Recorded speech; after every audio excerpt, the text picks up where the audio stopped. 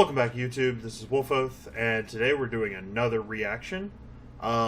Today, though, it's going to be a reaction to my TikTok For You page. This was a suggestion by my girlfriend/editor, and so I'm going to give it a shot, and we'll see how it goes. Alright, so let's go ahead and hop into it. Kadiosaurus, love her content. Let's see, it says, "Hello, this is just a pro tip for my fellow neurodivergent seeking jack of all trade. On a job description might seem like a great fit for you, but what it usually code for is we will exploit your skill set and ask you to do a bunch of extra work without compensation." Yeah. You sitting in front of a tweet content, but it's my tweet, so I don't feel bad about it. Neurodivergent people are being exploited in the workforce. We've known this for a long time. Recently, there's been a lot more conversation of bringing neurodivergent people into the workplace. Now, obviously, bringing neurodivergent people into the workplace is a good thing. They offer a lot of different skills and a lot of different perspectives that neurotypical people don't have. It is also really easy to get exploited. I don't mean in a gross infantilizing, like, oh, the poor neurodivergents don't know what they're getting into. I mean that these systems and structures are being specifically designed to take advantage of neurodivergent people. Jack of all trades thing is a great example. As for a lot of neurodivergent people, that's an accurate way to describe us. Yep. What jack of all trades often becomes a code for, a very murky job description, allows them to assign you the work of 3 or 4 or 10 people. As many of us tend to be perfectionists who thrive in high-stress situations, you just do it without fair compensation. And that is exploitation. I don't usually do sitting in front of a tweet content. So, definitely something that I identify with. I definitely identify as more of a jack of all trades. Like, I've had several different types of jobs. I thrive in environments where I can learn new things and get to experience more things. So, and yeah, so that is exactly where I fit in. But yeah, the potential for exploitation is 100% there. So, Mr. Hansen, as you know, we have all prospective employees take a lie detector test prior to joining our firm. New Lie Detector 3000 is programmed to go off when it hears you tell a lie. Okay. For example, go ahead and tell an obvious lie. Grass is blue. I'm a tall black man. I've never seen Jersey Shore. I love it. I've never missed one. I've heard good things. Now go ahead and say something that is true so we can properly calibrate the machine. I have a 12-inch penis. That's kind of weird. It should have gone off. Why? Because there's no way you... I have a 12-inch penis. Actually, it might be 13. No? Nope. I guess it's 12. Wait, seriously? How do you live with a 12-inch penis? How is that even possible? Okay. I'm getting a little uncomfortable with this line of questioning. I'm sorry? Okay. Like, why are you hung up on that? I mean, it's just at 12 inches. That is like a freaking beef bus. You know what I'm saying? Why are you so concerned about my anyhow? I mean, are you gay or something? What? No. Hey, nobody loves pussy more than I do. All right, I'm a flaming homosexual. But... It didn't bleep. Have you ever been fired from a job before? No, 3 times. Have you ever stolen from an employer before? No. All right. Damn it. How much would you say you've stolen before? $100? $500. That's how much I've lost count. $44,793. That's a lot of money, Dean. Well, I had cancer. I bought a boat. And named it Cancer. I want to be honest, Dean. This interview is going really well. Yeah? No. This is the worst interview I've ever been a part of. Normally, you'd be gone. However, company policy dictates I ask you one final question. Okay. Would you ever have sex with a man in order to get a job? No? Welcome to the firm. So, Mr. Hansen? Hey, I got a question about this maintenance request. Hold on. So, Mr. Hansen?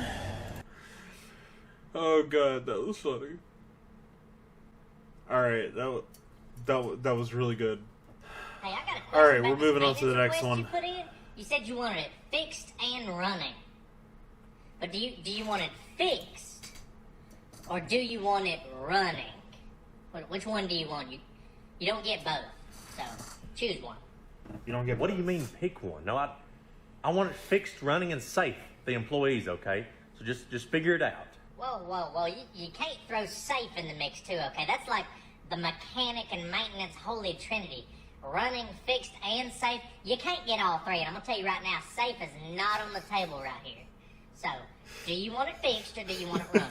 All right? We can either fix it, it's going to be down for 6 months. It's going to cost about $400,000. Or I can get it running in about 30 minutes for $12. What are you feeling? Because you got to pick one. No, okay? I want it safe, fixed, and running, okay? Let me see these numbers you're talking about. 400,000. 412,000. You ran me down.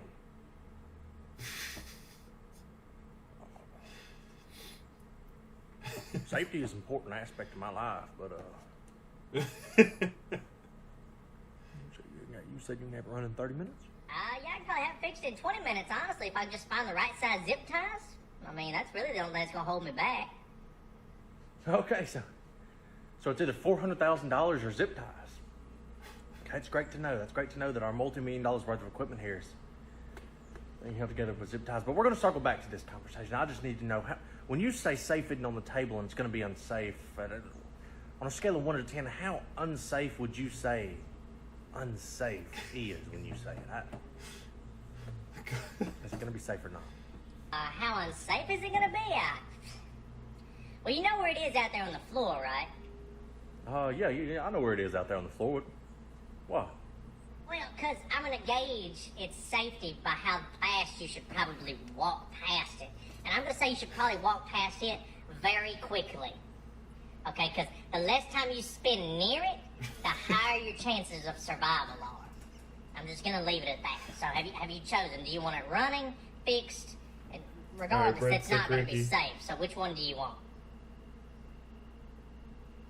Yep. Hey, I got a question about the... That's about right. In everything, there Hey, I is got a a holy question. trinity, and you can only get That shit's two. chat. Eat this 1 to instead. 2. Today we're going to make mushroom risotto. There's fuck all in it. Boreo rice, any type of mushrooms you like. You're going to fucking spin out at dinner? Put magic mushrooms Alright, in it. I You're love gonna this need guy. onion, you're going to need garlic. If you've got particularly fancy pants on today, you can buy this shit, saffron. You may need to remortgage your fucking house to be able to afford it. If you can't afford it, fucking don't worry about it. Put the saffron in the stock. Get that shit on the stove, quick sticks. Cut up the onion, cut up the garlic. Bang that in a bowl. Cut the mushrooms up, again, however you want. I don't care.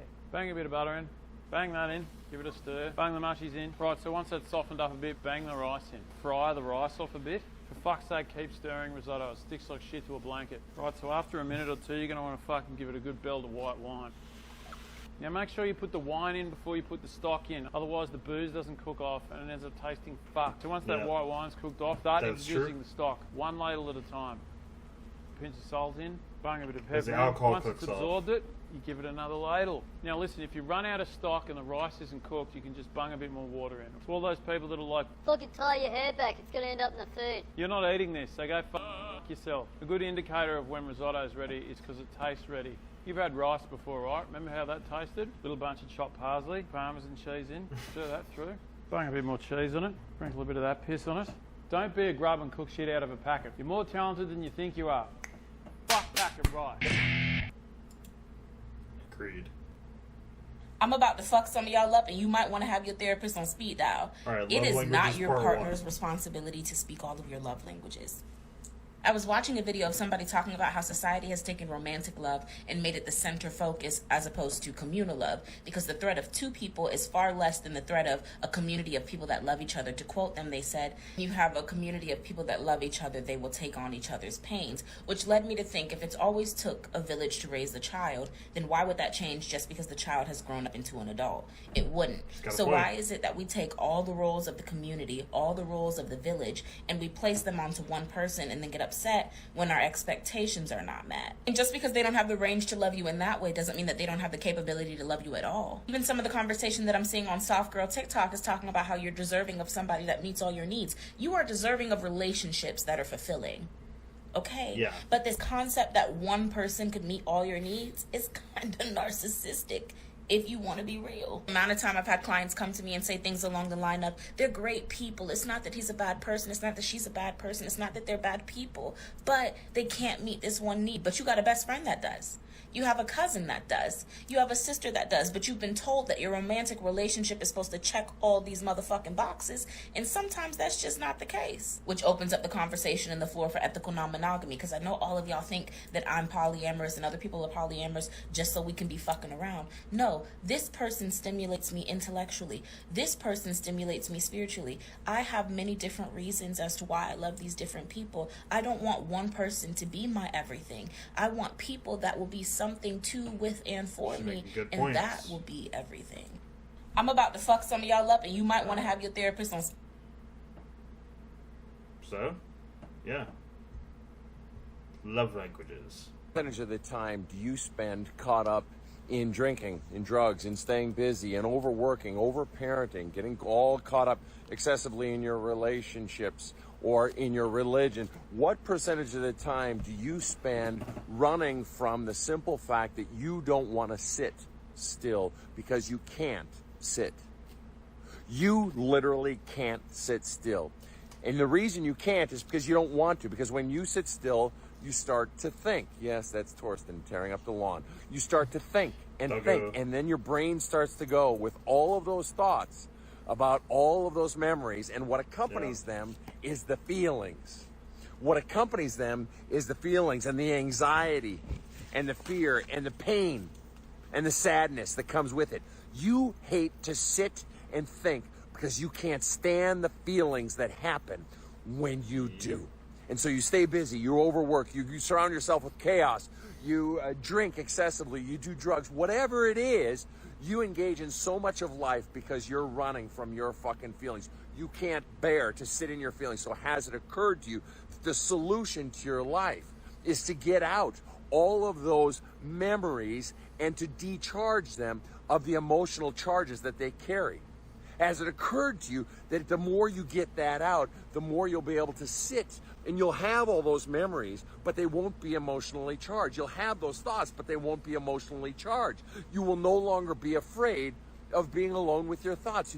You'll no longer be able to be agitated. You'll be able to simply sit and to be calm and to be okay, rather than spending your whole life running from the thoughts and the feelings. At what point do you stop running and address it and sit in it and allow it all to finally come out? And if you want help with that, get my book, There's a Hole in My Love Cup. It'll step you through exactly what the fuck to do. Or if you don't want to pay any fucking money, just do my 500 TikToks that I've made and do the journaling and these questions that I ask. Go into it and journal about it and about the thoughts and about the feelings and start getting more and more and more of this stuff out so that you're not spending your life running from simply sitting and thinking, running from the anxiety that sitting and being still causes you. Are you ready? Have a kick-ass day. What percentage of the time? Yeah. So that was a deep one. But yeah, there's a lot of deep TikToks on mine. It's the stuff I typically enjoy. We're going to go ahead and get rid of that. But yeah. So, I mean, this stuff's important.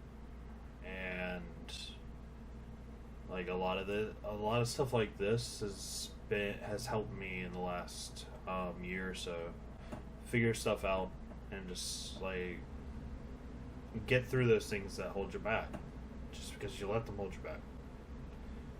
It's like there's a lot of things that you can't have control over,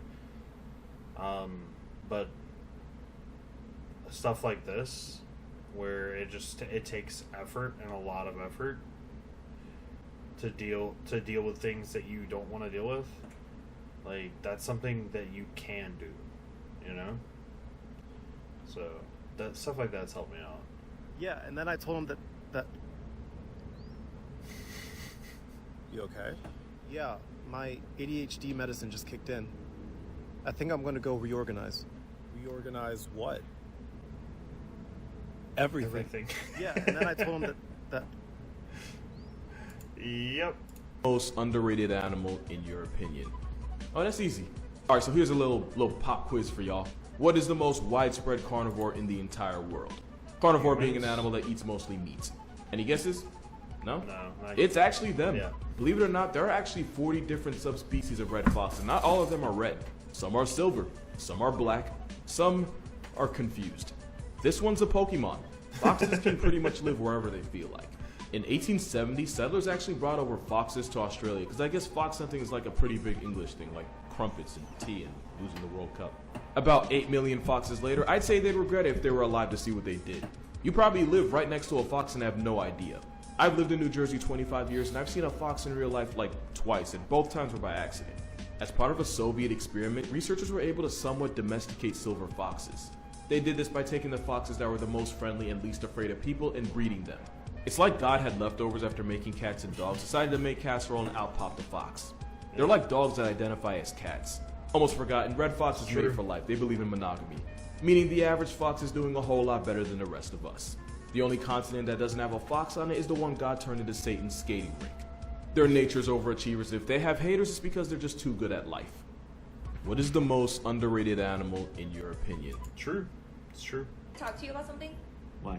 I feel like you've been spending money way too much lately. Like, you need to buy stuff that we actually need, not just I know spend it. you're not. I know you are not questioning my expenses right now. What do you mean? Bevy, you've been buying stuff that's like not priority. We need to save money. I'll tell you about priority. What is that? $200. Target. Spent on what?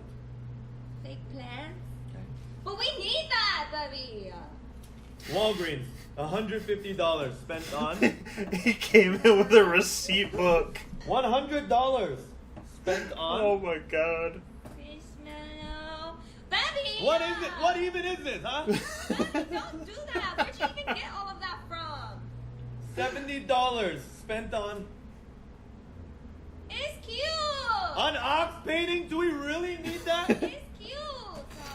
I don't want you ever. Oh my god. Expenses again. Bevy, can I talk to you about something? You got, if you're gonna come in for a battle like that, you better prepare for a war. Like, that man was prepared ahead of time. He wasn't even looking to start a fight. And she just came in off the cuff. She was not ready. That was good. Caffeine addiction significantly worse by trying to fix it. How the fuck did you manage to pull that off? So I started with only needing one monster in the morning to function, but then that turned into two, so... Bro, how is your heart even functioning right now? On spite.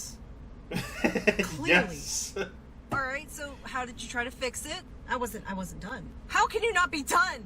Well, because then we moved on to the sodas in the afternoon, which also had the caffeine in them. I'm saying this as a friend. But what the fuck? And here I thought this was a judgment-free zone. When have I ever said that? Well, do you want to hear the rest or not? I am morbidly curious about how the fuck you actually made this worse. So now I'm on 2 monsters and then also the caffeine in the afternoon, and I thought, okay, well, what I need is more water. No shit. Again, do you want me to finish or not? I'm sorry, it just comes out automatically. It's just you're just so dumb. Anyway, I thought I needed more water, but water's boring. So I went to the store and I was gonna get some flavor for the water. You know, like back in the day with the Crystal Light powder and like Kool-Aid and stuff. Sugar packets. I'm aware. Well, yeah, I thought the same thing. I'm like, I want sugar. I'm like, so you know what I did? I found like this flavoring that went into the water. Like Neo. Because, you know, diet sodas, like the sugar replacements make you swell. And I was like worried about my body image. Right, not the internal organs, just the outwardly ones, right? I don't even feel like I want to talk to you anymore if you're going to behave like this. Like, fucking what the hell? I'm sorry. Go on. So I found the flavoring and then I thought, wow, this flavoring bottle says with caffeine. No, you didn't. And I thought, well, I'm just going to like slowly get off of caffeine, right? Like do only 1 monster in the morning and then do the flavoring, and then no monsters in the morning, it's just the flavoring, and then at some point just be water. That sounds like a great plan. But that did not work out.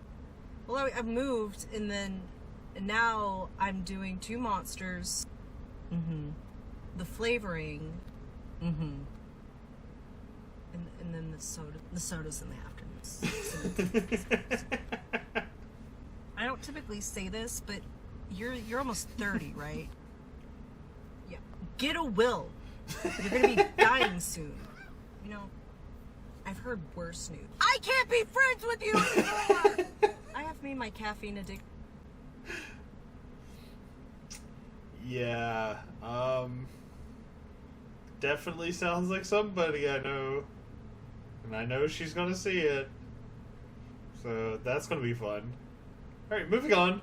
Small business themselves, this is a bullshit argument. Because according to you, if 17-year-old Johnny makes $25 an hour, then that means we're going to have higher prices at places like McDonald's. This statement kind of contradicts itself because McDonald's already does pay 17-year-old Johnny that wage. Just not in this country. As I mentioned before in a previous video, the country of Finland pays their McDonald's workers an average of 2,124 euros a month after taxes. Before I get anyone from the "that's in euro" crowd to show up, it's worth about the same. Moving on, in comparison, McDonald's here in America pays an average of $10.94 per hour for their workers, and give their workers an average of 25 to 30 hours per week. But let's take the 30 as a high number. Take these two numbers and multiply them by the 54 weeks in the year, which gives us $17,722 before taxes. If we use your logic, if Finland has to pay their workers double to do the same job, which they are doing, then their prices should be way higher than ours. But as you can clearly see, they only rank about 10 cents higher than we do on a worldwide average. If America really wants to be inspired, they should look at their neighbor, Denmark. Country where Burger King pays its workers $20 an hour. The common question you would get to this is, why are the wages so high? Well, that's because the worker conditions, just like Finland, are negotiated, and the government rarely intervenes. Oh, and 67% of the Danish workforce are union members. 67%. Can you imagine if 67% of America the power was of union? collective Can you bargaining. imagine how much less money the rich would have if this were to happen? Why they lobby so fucking hard in order for us not to unionize? Because they know after doing it in all of these other countries that they can still turn a profit and pay their workers that wage. All they are doing is just taking advantage of the fact that America collectively does not want to work together. As someone who owns... Yep. That is correct. Like, if you can still turn a profit, paying your workers $25 an hour in a different country, you can definitely do it here, especially when the prices are the same. It all has to do with profit margin. It's not like they can't afford to do it. It's that they make less. And when I say they, I mean the people owning the company, the people running the company, the ones that aren't actually doing the work. Like, boots on the ground are the ones who do the work. Every time. But, because we're here in America, we're constantly pitted against each other, this is what we get. My friend, I am merely subjecting you to the same amount of torment that you are putting your friends through because this shit... Am I the asshole for suing my girlfriend after she And had am my I the asshole? 1967 Nice. Impala project taken to the scrapyard? I'll try to keep this short. I had a 1967 67? Impala 4-door that I bought in February of 2019. A couple of months ago, I bought my first house that has a 2.5-car garage. I moved that car in and started tearing it down for complete restoration. I had the body in one bay and the chassis in another, plus the whole garage filled with parts. About 2 months ago, my girlfriend came to live with me during the whole crisis, and the whole time has hated that car. She wanted to park in the garage, but I had 2 acres of land with a lot of nice places to park under shady trees, or hell, even in the barn if it had to be inside. I tell her, tough luck, it's my house, and it's not like I can just throw it back together real quick. Anyways, I was out of town for a couple of days on a business trip for the small local company I worked for. When I got back, my girlfriend was all smiles, making me food all the time, doing all the chores, all that. I thought maybe she was just happy to have me home, but then I realized I didn't see her car in its usual spot. I asked her where she parked it so I could make sure I mow that area and keep it clean, and she said not to worry about it because she parked it in the garage. I asked how, and she told me to go check it out. Turns out that while I was gone, she hired some people to come over and move everything related to that car, including the drivetrain, body, chassis, and all parts. and takes it to the local dump / scrapyard. I was absolutely dumbfounded. I had spent over $11,000 on that car, including new parts, services, and the car itself. I told her I was going to be taking her to court for that, and she brushed it off like I was being dramatic. I told her that it's done between us and to pack her things and leave. I admit I was really angry, but I did end up getting a lawyer, and I have all the receipts for all the money spent, and I have her on my house security cam letting the guys in, watching them take it all. I think I can win. Her friends and family are absolutely blowing me up, saying it's just a stupid old piece of junk, and that she cannot pay back all of the money that I spent, and then I should just let it go. But I had been putting all of my time, effort, and money into that car for 1.5 years now, and god damn it if I'm not going to get justice for what she did. Am I the asshole? No, absolutely Am I the not. asshole for suing? Absolutely not the asshole. The most We're gonna noteworthy watch feature one more is and that we're gonna you wrap don't it need up. a key to lock this from the outside. Oh, After all, the lockpicking name lawyer. is Easy Lock. You just turn that knob. If you're concerned about a passerby locking it, you can disable that function by flipping that switch on the inside. Then it no longer works. And interestingly, if you flip that same switch while the deadbolt is extended, you can no longer use the key to open it from the outside. Essentially, it's a built-in night latch. So, let's assume this is not latched from the inside and see what it takes to pick it open. Then I'll take it apart and show you what impressed me so much about the build quality. I'm going to use this Z-bar as a turning tool and a multi-pick dimple flag.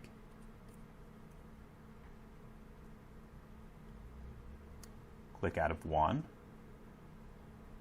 Might have gotten something on 2. Click out of 3. Click out of 4. Nothing on 5 or 6. Back to the beginning. Nothing on 1. Click out of 2. Nice one. Nothing on 3, 4, 5. 6 is binding. Click there. And we got this open. The most noteworthy feature is that you don't need a key to lock this from the... Pretty cool. Like, I mean, it is a deadbolt, and you could tell that one's expensive and still pickable. So that is the only thing about it, but that's actually pretty neat. Like, especially with the built-in night latch. Like, that part's pretty cool. As long as it's installed properly, probably a really good lock. Alright, so that is going to be the end of this. Make sure you put a like on the video if you enjoyed it, subscribe if you're new, and put down anything in the comments that I should react to next. Until next time, peace.